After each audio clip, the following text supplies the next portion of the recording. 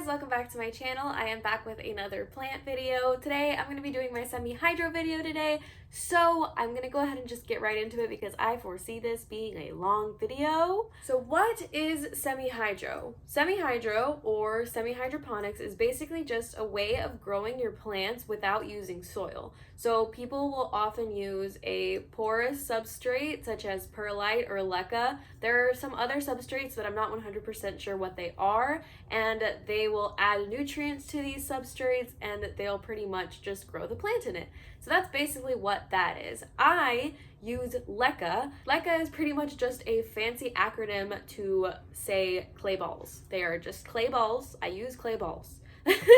I use semi-hydro for hoyas, philodendrons, and pretty much cuttings of anything. So I like using semi-hydro for cuttings instead of just water because you can still monitor their progress without sacrificing the strength of the roots. So whenever you look at water roots versus semi-hydro roots, you can really tell a difference. Water roots are very fragile, they're thin, they're hairy-like. Whenever you put them in semi-hydro, they come out much more root-like and thicker and stronger, and it's much easier, in my opinion, to transfer cuttings from semi-hydro to soil than it is transferring from water to soil. The LECA balls do stick to the roots, but unlike spag, they will not soak in the water and keep the water near the roots so closely because they're balls. So if you just stick them in and then you water normally, they'll dry out just like the rest of the soil will. So a lot of people ask me, do you just stick cuttings in LECA and then just hope it grows, or do you do water and then LECA? I actually have a plant in water that I'm going to be transferring to LECA for you guys. This plant has more roots than I would typically let my plant get before transferring. So I will typically just get a couple of roots and then I will stick it into LECA and boom, there you go, it's transferred. I will only ever start off with LECA instead of water if I notice any root rot, any stem rot, or if they already have some like pretty decent aerial roots. That's when I don't see the point in putting it in water and then LECA.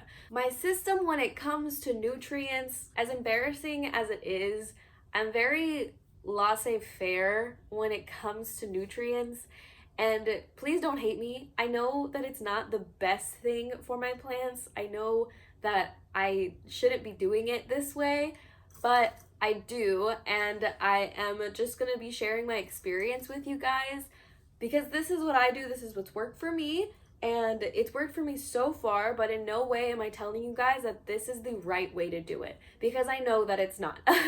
I'm an amateur.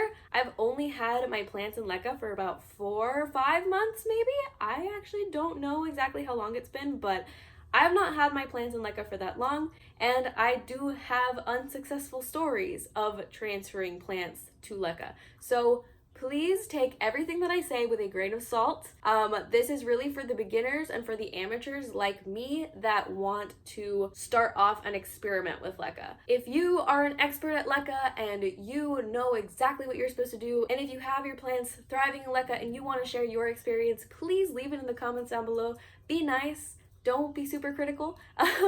Just share your experience down below and I'll make sure to pin it or to maybe talk about what your tips are in the future. But for now, I'm just going to be talking about what an amateur can do, what you can do without killing your plants. I do use 2 different kinds of nutrients and I'll be talking about it a little bit later in the video. But for now, I just want to say I did not start off using nutrients. And I don't think that you actually have to, especially if you're only rooting and using cuttings or small plants in LECA.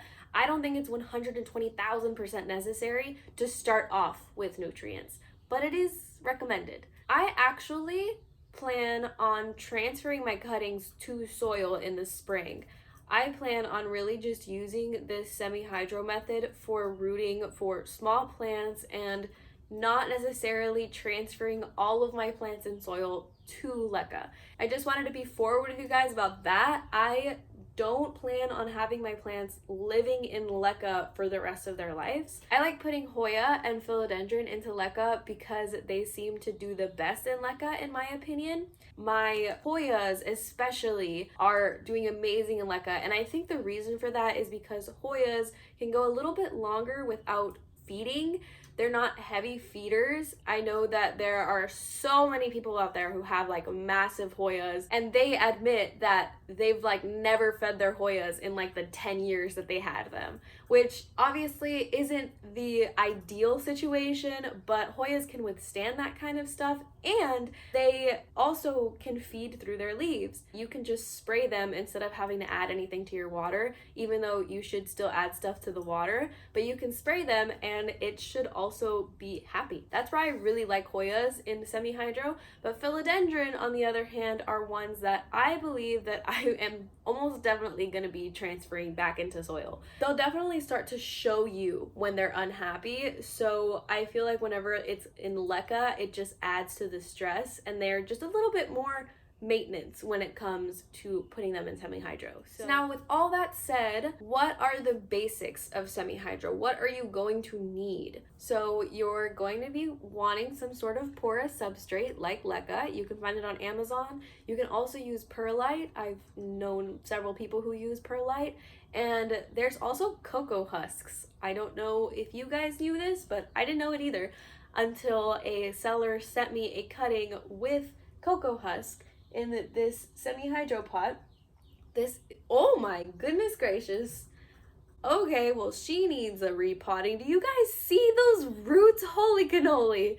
Okay, well that was unexpected. I haven't really lifted this out of its pot in a while, so that's really surprising. Anyway, this plant is actually in some cocoa husks, and it's in semi-hydro right now. I do not water it from the top, I just water it from the bottom, and the whole thing seems to passively accumulate the water and water the plant for me, and it seems to be doing pretty well in there. It has some new growth. Yes, so this is also another substrate that you can use. You'll be needing a plastic pot. I like using nursery pots. Just make sure that they have some good holes and some good drainage down there. Or you could use that pot, which I think is specifically made for semi-hydroponics. And you'll need a cache pot. So a cache pot is pretty much just a pot with no drainage. Or I like using ramekins on my little plants just because we never use ramekins for the reason that they're intended, and it's just really easy to see where the water is. And you're gonna need water, and that's it. That's all you need. Whenever you are starting off, that's all that I would recommend doing. I wouldn't recommend going out and buying all of the nutrients and trying to figure everything out like from point A to point B in one go. Like just don't do it that way. I would definitely recommend doing just water first, rooting in just water, and then later trying to dabble in and experiment with the nutrients and the pH. As soon as you can and you feel prepared and ready to, that's whenever you will start adding the nutrients. So after those 2 or 3 months, I started using Super Thrive, and Super Thrive you can pretty much find anywhere. You can find it in your Lowe's, at your Walmarts. I would recommend Walmart because they're a little cheaper there. It is a little bit expensive, and it is kind of slimy and not fun and kind of messy. It smells like vitamin C to me. Is that random? Probably. You feel like your plant is not looking so hot and you start to worry about maybe they're not getting enough nutrients. Try this and see if it gets better, and then if it doesn't, I would recommend trying some real nutrients, but try not to get it to that stage. This is very useful. I still use it. I actually swap between this and Grow with Newt. In my opinion, they're very similar to each other.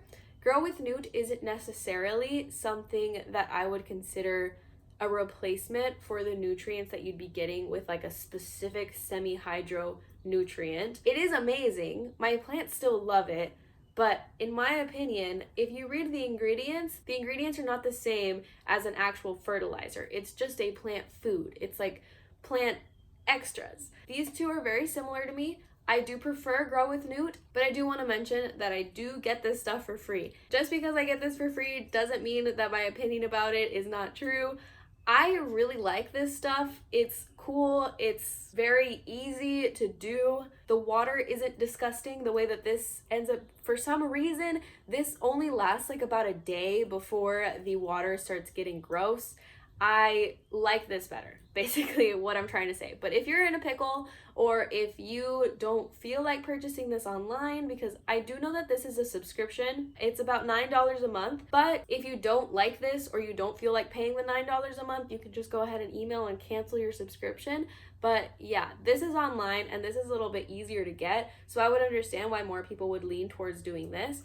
But I do like this more, like 100%. I like using this more. I feel a lot better using Grow with Newt because I think that it has more benefits than Super Thrive does. So that's pretty much a comparison of these. But again, I do sometimes swap these out just to save this and use this up. I do still swap them. I actually do not test the pH of my plants yet, but if you are planning on keeping your plants in LECA forever, if you're planning on keeping your plants in semi-hydro forever, I would 110% recommend watching Minimalist Callie's videos on semi-hydro. She talks about pH, she talks about these specific nutrients. I bought one of the nutrients and still have yet to use it, which is why I do not recommend that you guys go out and buy these nutrients on the first go around.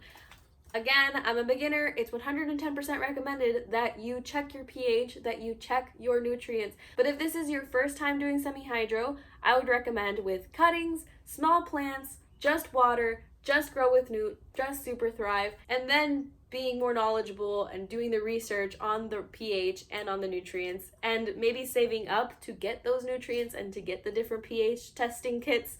So yeah, okay, so speaking of basics, I am going to show you guys exactly what I do when I repot my plants into LECA. So this Hoya macrophylla here, I took a cutting from my big plant. These are the roots. I typically don't let my plants get this many roots before moving it into semi-hydro. I probably would have moved it into LECA when it had about that many roots. So I have this LECA here that has been soaking in water overnight. I got it from Amazon. It's cheaper to buy at IKEA, I've heard. So I would recommend going to IKEA if there's an IKEA near you. There's not one near me. There's one in my city. It's just nowhere near my house. So I would recommend getting some LECA. I know that people will say to just soak it like 2 or 3 hours, and I agree with that. Sometimes you can just soak it 2 or 3 hours and your plant is also fine. But yeah, at least 2 or 3 hours, and overnight is recommended. I'd also recommend rinsing your LECA before soaking it. I have this little container here so that way you guys know exactly how much water I'm gonna put it in afterwards. So I will leave like about a layer of LECA in there. I grab my plant, I stick my plant in here. There it is. I hold my plant like this, and then I pour the LECA inside. And voila! I now have a plant that's been transferred into LECA. It's as easy as that. I think that's part of the reason why I really love LECA too, just because it is so easy. I'm just gonna use some regular water, and I'm gonna pour this in to about that much. It's not a lot. I want to say it's a little less than a third of the container that it's in. I tend to water when the LECA itself starts looking very dry, and then I'll water from above. Or most of the time, I will wait until the water is like almost totally gone. Because this was in water, it's totally fine if the water ends up touching the plant. And because this is still kind of acclimating from just water to this, sometimes I like to purposefully put more water in instead of just waiting until it dries out completely. So I typically do that about once a week, once every week and a half maybe. If I start to notice some salt build up, I will typically just swap out the LECA entirely and rinse out that LECA so that way I could reuse it later.